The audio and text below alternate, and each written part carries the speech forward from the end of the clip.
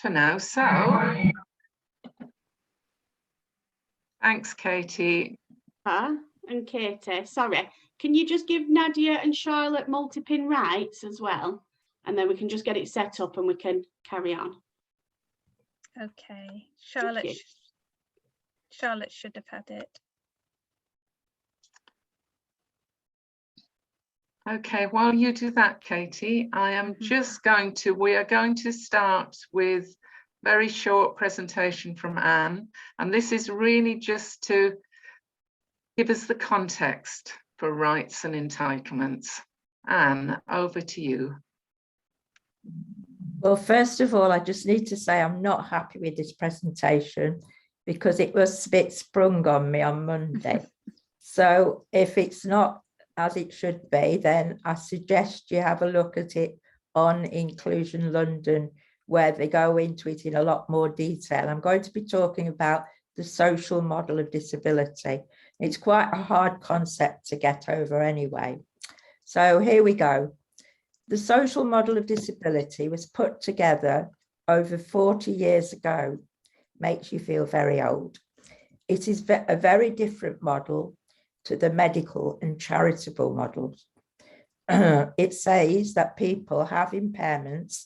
Many people call impairments disabilities, but it is not that impairs you. Discrimination happens because of the way society is run and organized. The social model of disability says that people with impairments are disabled by the barriers in society. These barriers discriminate against disabled people and push them out of society. The social model of disability says that the reason that people with impairments are being put down and left out is the way that society is run and organized. The social model not only points out that society is the cause of disability, but it also gives a way of explaining how society disables people. Sometimes this is called a barriers approach. The social model is a guide that points out the barriers that disabled people face. It is also a guide that shows how to get rid of these barriers, how to make the barriers smaller, or how to give support to get rid of the barriers.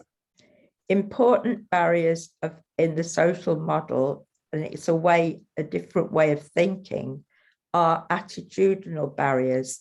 These are barriers that come from the way that people think about disabled people. These barriers, these ways of thinking lead to discrimination, and disabled people are left out of society. Physical barriers, these are barriers that stop people from getting around, like shops you can't get into, or places you want to go for entertainment and you find they're not accessible. Unfortunately, although we've got the Equality Act, it's not really changed a lot, and it's obviously mostly up to the individual to challenge it. These barriers that can be found in public places such as streets and buildings, as well as in houses. I've lived in my house a very long time, but I can't visit any of the neighbours because their houses are not accessible. Information and communication barriers. These are barriers that come about when information and communication is not accessible. For example, there are no British Sign Language interpreters for deaf people, when there are no hearing induction loops, when information is not given in different accessible formats, such as easy read, plain English, and large font. The social model of disability is good as it looks at the barriers and how to get rid of these barriers. By doing this, it gives a guide to inclusion and equality that is good for everyone in society, not just for disabled people. Thank you. Thank you so much, Anne, for setting the scene and doing it in such a short space of time. But we know you live this all the time, so it's just in you, isn't it? Nadia, I can see you've got your hand up. Did you want to say something now?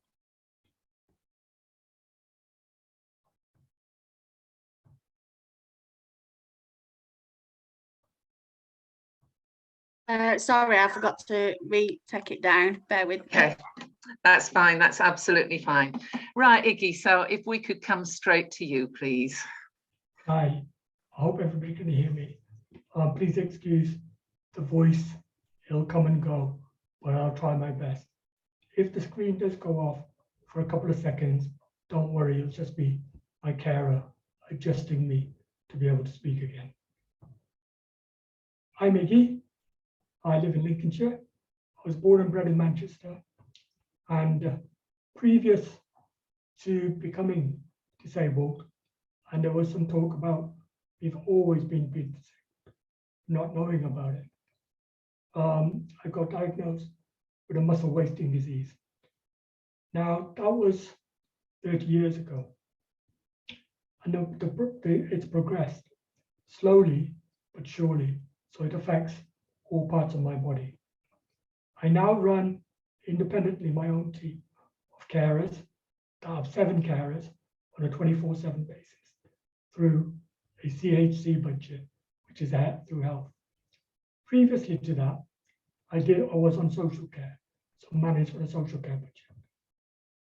Now, previously to becoming disabled, I was in my dream job. I was an investigator in training standards. So 17 years of dealing with complaints from members of the public and businesses over a huge range of legislation. This gave me a little bit of sort of background to be able to, when it came to disability, to actually look into the law, the legislation, and I'm sorry to say, it's not easy. Even for somebody who's trained to deal with the law, there are so many words that are used in the NHS social care that just don't speak or understand what average person will speak about. Discrimination, I mentioned that a couple of times. What does that mean? Actually, what does it mean? By the legal definition, it is that you are treated less favorably than another person. So when you're talking about discrimination, you have to actually say, hey, that person gets treated better than I am. Otherwise, it's not discrimination. When it comes to disability, you have a definition. What is the definition of disability? Now, there are loads of definitions of disability, which makes it even worse. One of the ones is, the main one is under the Equality Act. So before you even say, hey, I'm disabled and I'm being discriminated, you have to define to say whether you are actually disabled. So what does it mean? It means physical or mental, substantial or long-term, the possibility of causing you difficulties over 12 months or longer, and causes you difficulties in your day-to-day life. It's a 3-part test to be able to prove that you have a disability. So as you can say, we've already got a lot of legal technical jargon. You'll be glad to know that I'm not going to talk about legal jargon all the way through, but just want to give you an idea. If I had my way, no disabled person would be left on their own. There should be somebody who understands for at least 20 disabled people in every town, because that's the amount of work. It doesn't stop there when it comes to your rights and responsibilities, because every act, every piece of legislation has a different definition. So if you get PIP, personal independence payment, the definition under that is different. If you claim for social care, the definition under that is different. Do you know that the Care Act does not mention disability, illness, or age? once anywhere in the 179 pages that are the Care Act, not once. So even if you're doing your benefits, and when you look at health and social care, again, you've got a different definition. There is no way people can remember all those things. How are you supposed to know your rights? How are you supposed to fight to be able to explain, to say, hey, I'm not being treated well?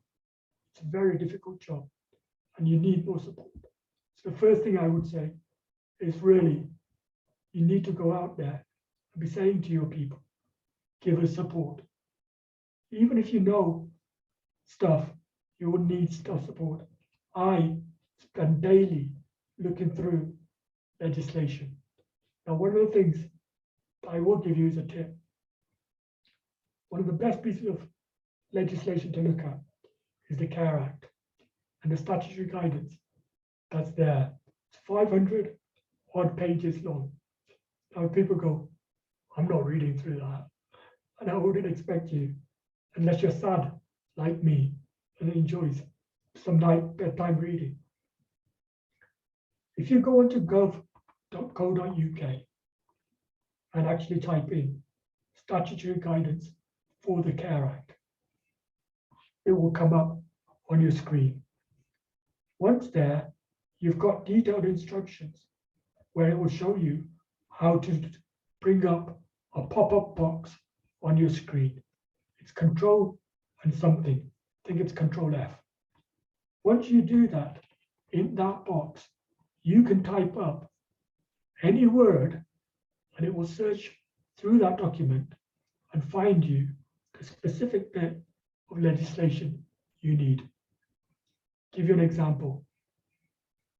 And Dessa asked me, just as a matter of fact, that with the electricity and gas and water rates increasing substantially, hope you don't mind me mentioning, and that will they be covered by social care under the packages? You know, how there are, the Care Act is, like I said, 179 pages. The statutory guidance is, like I said, over 500 pages. You also have 12 pieces of regulations. I've challenged people at ADAS, social care, to actually say which chief has actually read the Care Act. And I can guarantee nobody's come back to me, because if they had read the Care Act, we wouldn't be having the problems we do. But going back to the tip, so Anne asked me about would we get extra money. So I did that. I went to .gov.uk. I type in the word electricity in the little pop-up box. They came up with quite a few searches, like about, I think it was 12. But searching through them very quickly, I found under section 6, 100 and point up 106, type F, it says that gas, electricity, and water is part of managing your home. So if you're having difficulties, you should be able to claim that. Now, I didn't know that, but it was only by using the tools that are available out there to be able to find those things. And that's one of the best tips I can give you. Any legislation you can do that with. If you open it in Word, Windows, Word does that too. There is a pop-up box. You can search for the word. It takes a while to learn how to use it. Once you get the technology, like minimum income guarantee, managing your home, maintaining your home, what socioeconomic responsibilities, those sort of words will take you. The good thing about the statutory guidance is it's written in simple English. It's easy to understand. So I would always say, go to that. If it's related to care, go to that as your first stop. One of the biggest issues that I have, that I've learned from my days in training standards is we British do not like to complain. It's an ongoing, it's been a joke since my days in training standards. No matter how bad things we get, we won't complain. We'll moan, we'll chat on Twitter, Facebook, everywhere else, but for some reason, we won't take that step to complain. One of the things I always say to people who come to me is, in the time you've written your Facebook post or your Twitter tweet, you could have emailed the particular person and made an official complaint. Now, there are obviously different avenues and different ways to complain. I'm going to stick to just one, and I'm going to stick to the Care Act. If you want to go through individual bits of legislation, say the Equality Act, what it says about discrimination, the PIP, ESA, Care Act, I've created training notes with the written words and in a mind map picture format for everybody. Now, these are readily and freely available. So just give me a shout. I'm more than happily email. It might be best if I email it to Pippa, Katie, and then they can share those out. They just picture formats which will take you through the processes to understand what it says. And I'm always here if I can help in any particular way. But you need to complain. Now, under the Care Act, believe it or not, you just don't say, I'm not happy. I told them I'm not happy. That is not a complaint to a local authority. That's just you not being happy. For it to be a complaint from a local authority point of view, you have to say, this is a complaint. And under social care, there is a statutory complaint process. It's a legal process that they have to follow. But if you don't say it, they won't follow it. That statutory process includes time limits when they have to respond by. They won't keep to them, sorry to say, but they are there. And the process is a 3-stage process within the department, after which you can take forward.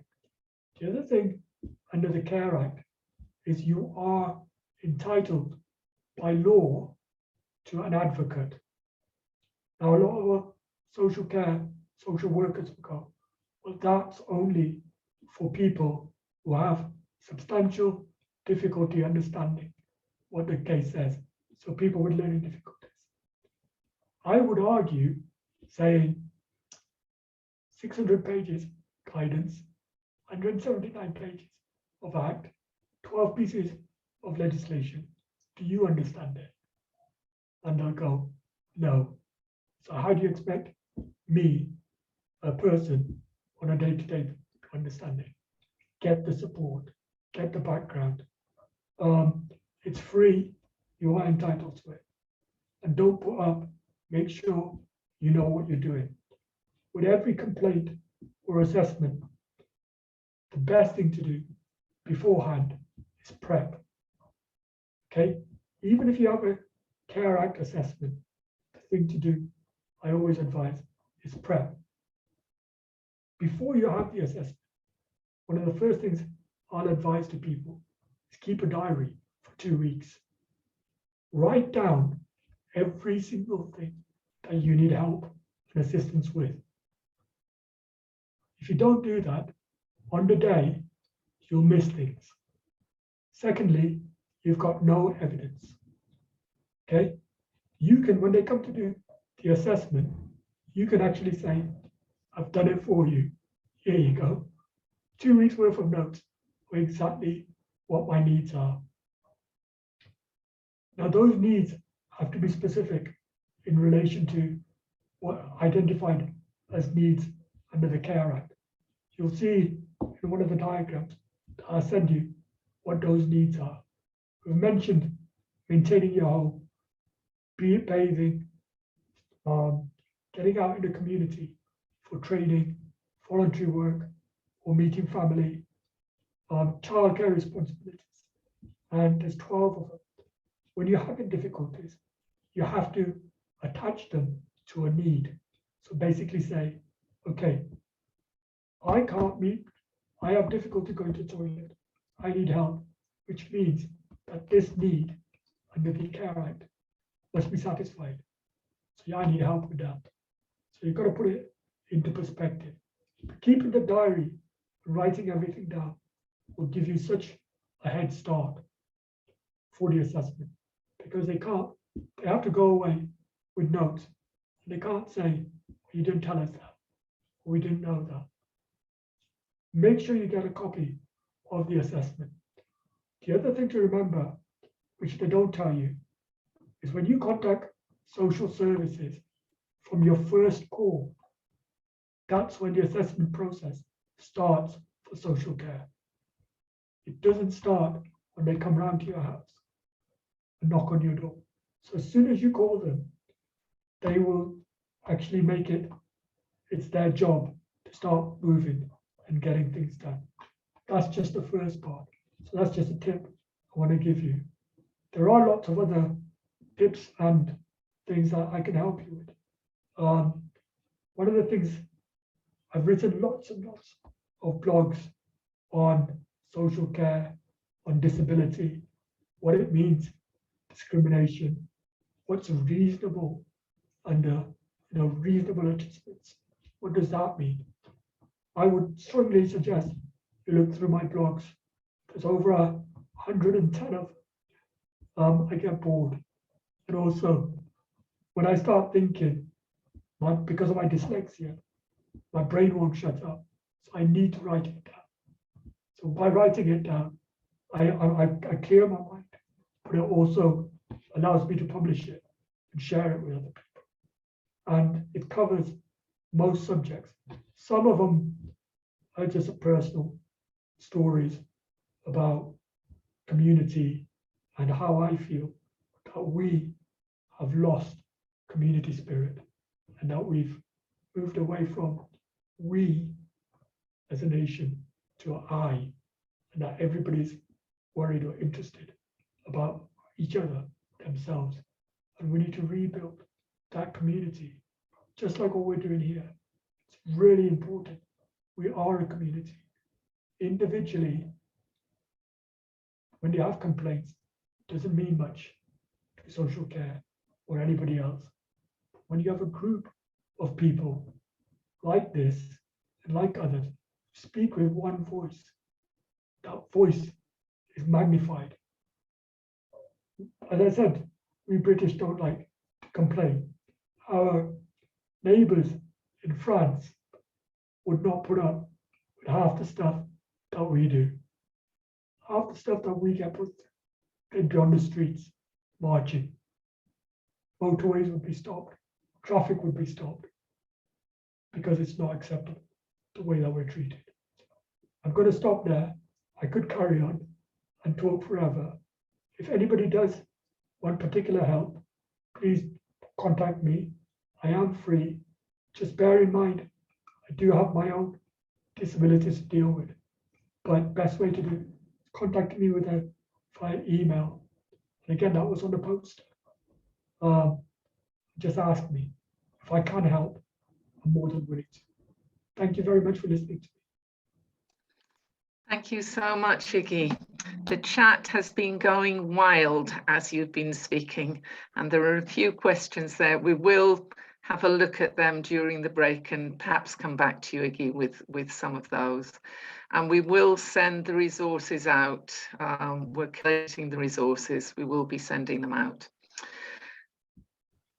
So Pippa, yes, could I just ask one question, because I know it also links with the next session that we've changed the theme to.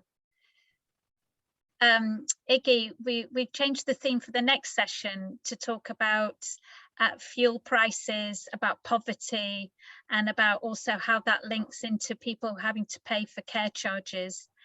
And somebody has asked also about claiming for, the basics, fuel and water, if that can be paid out of social care funding under disability. expenses from- will. Yeah, I mean, there's 2 or 3 ways to look at it. One, you could try and argue it as a disability-related expenditure.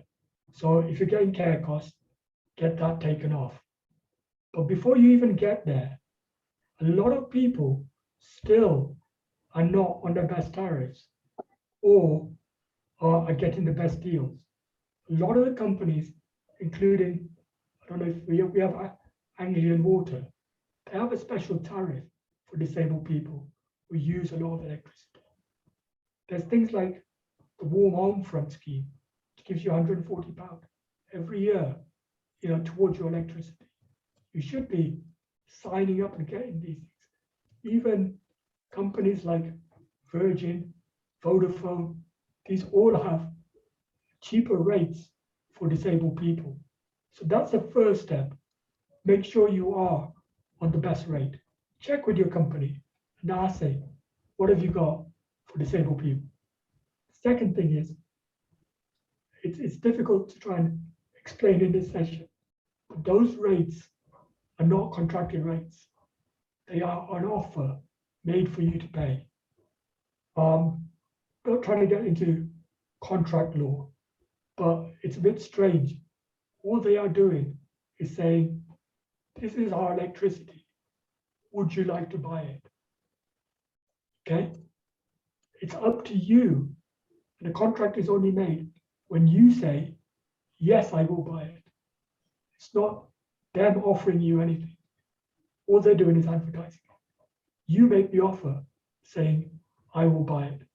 But that gives you the power to say, I'm not going to pay that price. Do it better. This works in every shop. Just because it's a price displayed does not mean you have to buy it. Guarantee most places you can get at least £1 off on any clothes items or any piece of furniture, just by saying, I'm not paying that, I'll give you this. Okay? It's being that, removing that Britishness and trying to, this is your money, this is your life, take control. Now, the second step would, like I said, would be to say, yes, if you've got care charges, write them off as disability-related expenditures. One of my blogs I did relates to last year's, the year before's Norfolk case, which is a judicial review case. There are some brilliant, I put it in a simple read as possible, quotes and things from there that the judge said that you should be using. For instance, the judge said, what's the point of a personal budget if you can't do anything? These are important legal points made by the judiciary, but they're important because it says about minimum income guarantee. And it also says there shouldn't be a set amount. Okay? They have to look at each person individually according to their needs. Some people will have greater needs than others. So what the help they get should be greater than just the standard rate. So a lot of authorities are putting in, well, we're doing banding system. Don't accept it. You don't have to accept that. Similar with prepayment cards.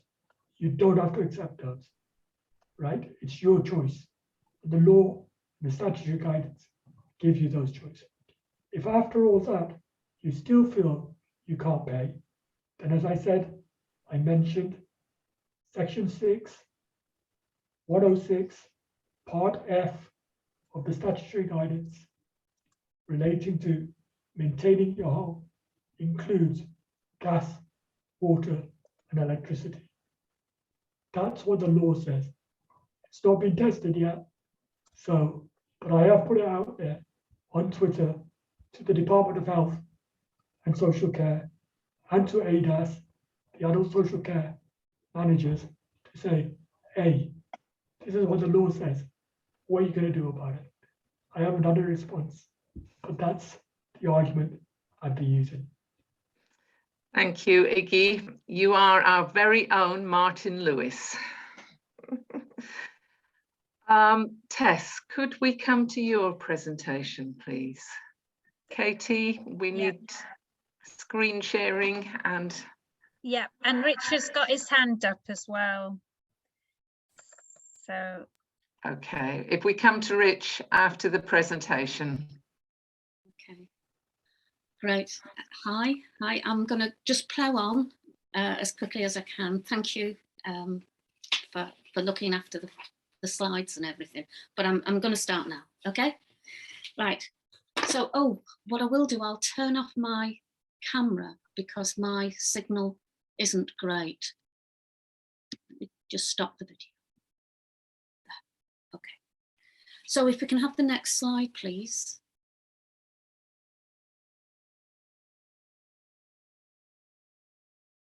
Yeah, I'm Tess Reddington, and this is my son, Richard. He's 37, lives independently in his own bungalow with 24-hour care, which we manage via a direct payment. We live in Lancashire, and his service has been running for about 14 years. I'm not an expert. I can only speak from my own experience. This is some of what I've learned and what has worked and not worked for Richard. Next slide, please.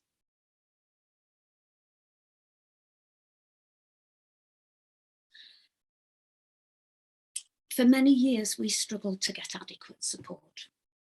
Naively, I was quite pleased with the sentence in the assessment which read, "Richard is well cared for and Mr. and Mrs. Reddington manage well." We didn't manage well. We were really suffering, and I didn't want to admit how close to breakdown we all were. I didn't realise that legally I had absolved social services of any necessity to do anything at all. Similarly, it's easy to say my neighbour pops in or my mum does this for me. Now I make it clear through the carer's assessment the extent to which I'm prepared to support my son. The local authority doesn't have to provide care if someone else is doing it or if I'm prepared to do it. Next slide, please. This took me a long time to understand, but sometimes law is about process. Outcomes are secondary. For example, transition was bad, hugely expensive meetings with lots and lots of professionals, and each year we discussed the same things with no progress. No one seemed concerned. It seemed to me that the only legal requirement was that the professionals should work together and that was an end in itself. There was no expediter, no one setting deadlines and making sure outcomes were met. Once I'd realised that I had to be the expediter, we got back on track and Richard got the college place that he needed. Conversely, process can work in our favour. In 2015, social services asked to do a review, and I naively again thought I could handle it. Following the review, I received an email saying that Richard's budget would be cut by half. I contacted Cascade, and through Belinda, I was allocated an independent advocate. Fortunately, Lancashire County Council hadn't followed procedure under the Care Act, and that enabled the decision to be thrown out. Richard's budget was eventually reinstated, but I was lucky. Next slide, please. Okay, swimming with sharks. Peer support was a game changer. Other parents in the same situation, but they had figured out how to make the law work for them and had negotiated good budgets.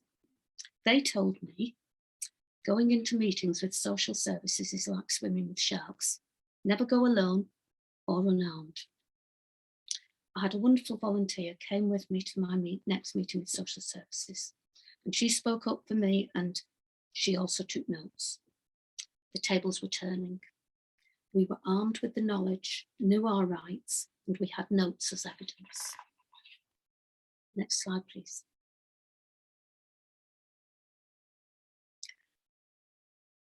I think I've learned that I need to make the professional's job easy.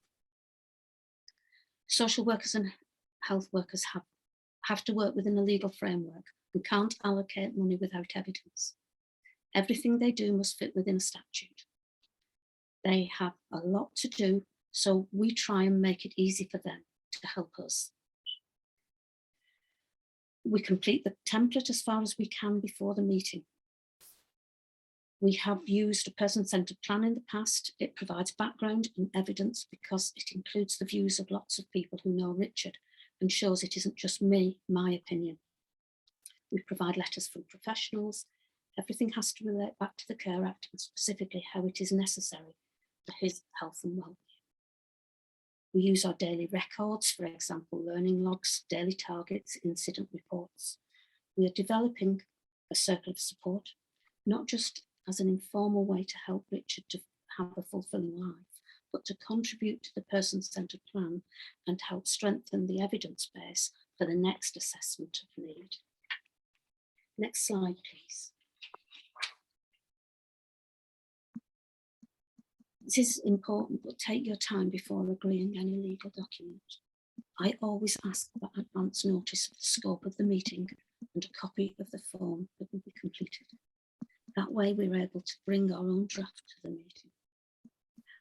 Always ask for a copy of their final draft before it's agreed so we can make final alterations. They are the experts. It's not unreasonable for them to expect me to agree to anything on the spot. Sorry, it's not reasonable. It's not reasonable for them to expect me to agree to anything on the spot. I always ask for time to digest and consider the final plan. Next slide, please. Be prepared to challenge. Be prepared for your day in court. Evidence is everything. If there's a telephone conversation, I confirm it via email. If there's a meeting, I share my notes or ask for those so that there is no misunderstanding. Staff prepare daily records in the knowledge that these might be needed to prove a need. All expenditure is referenced back to the care plan.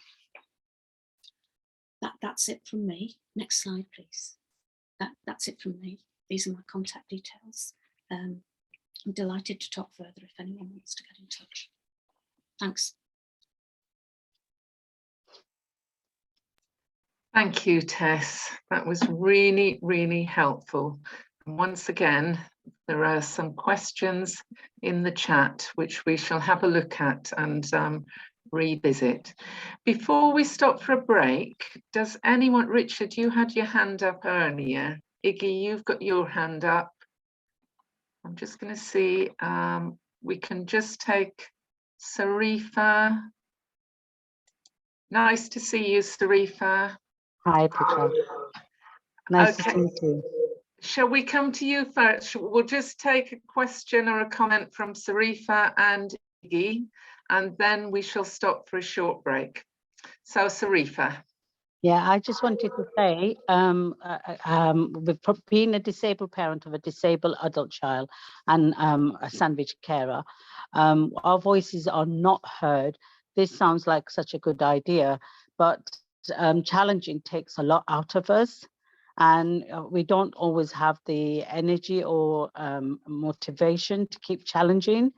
How do we get around that? And you know, what is the solution? Because in black and white, we do everything. We give them every details, the medical history, everything. But sometimes, being the disabled parent, your voice is just not listened to or heard. How do we make that happen? And us to be valued as a parent, really, because I think we're just not valued.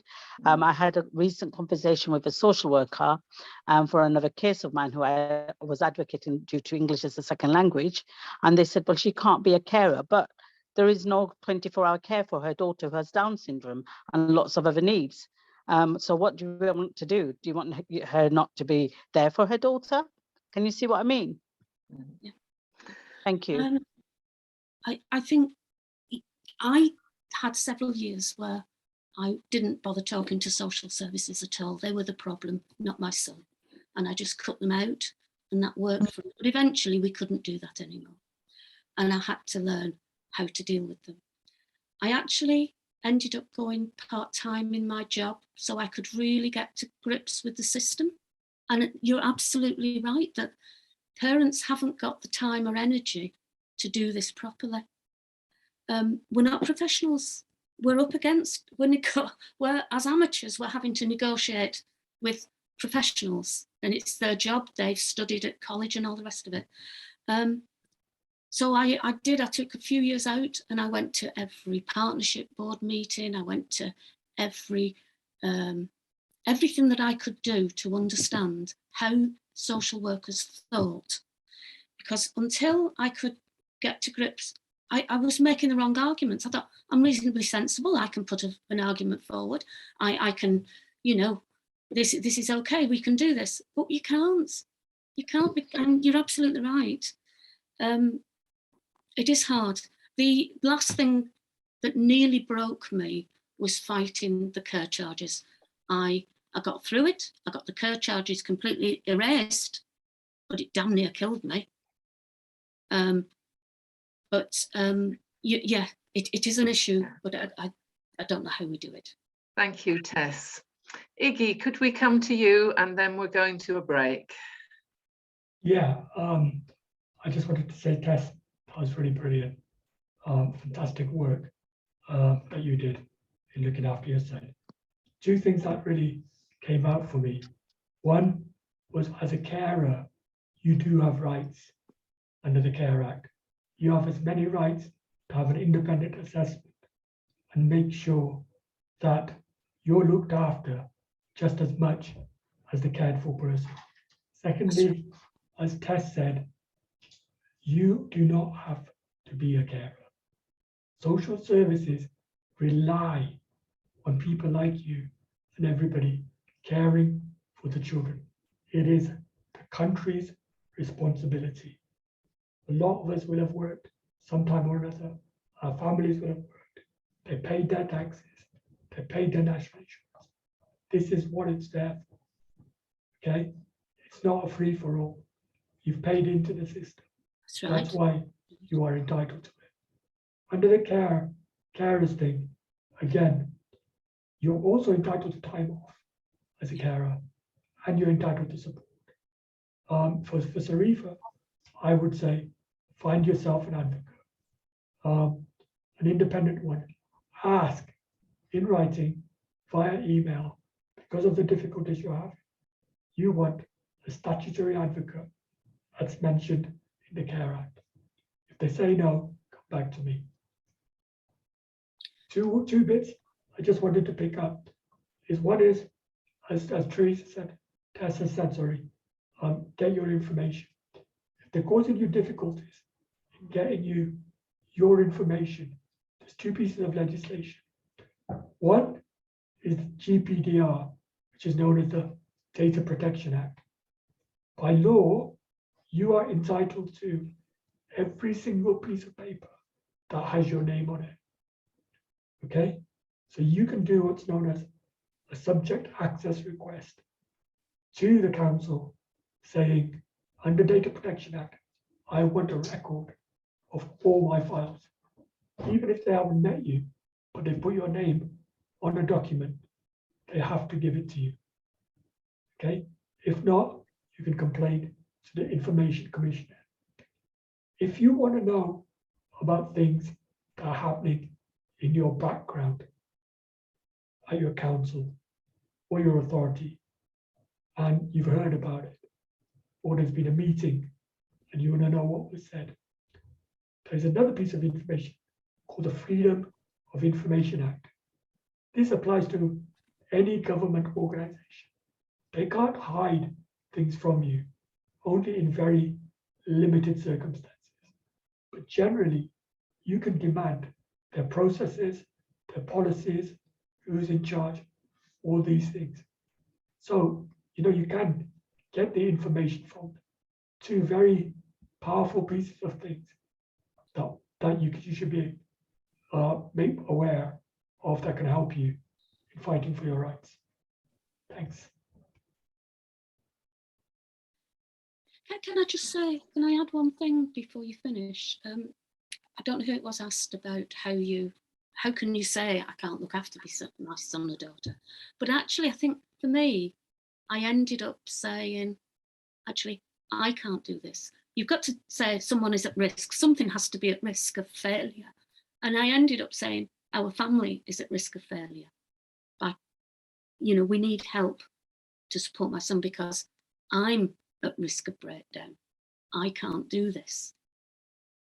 And that was the only way. I think the other aspect of that is I was saying I will have to give up my job.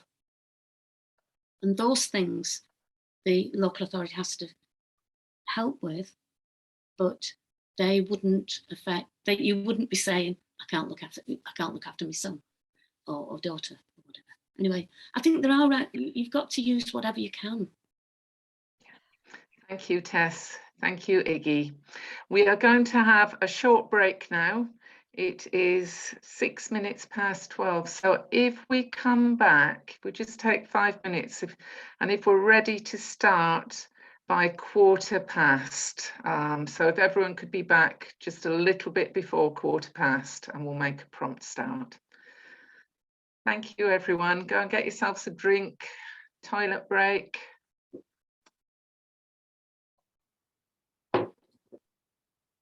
See everyone at 15:15. Pippa, there's quite a few questions as well about advocacy and people who don't have the support to be able to challenge and do the assessments. We can, we were going to go to small groups, so we should maybe still do that. And those questions might get refined a little bit and people might discuss them together, but we can always go through all the questions right at the end and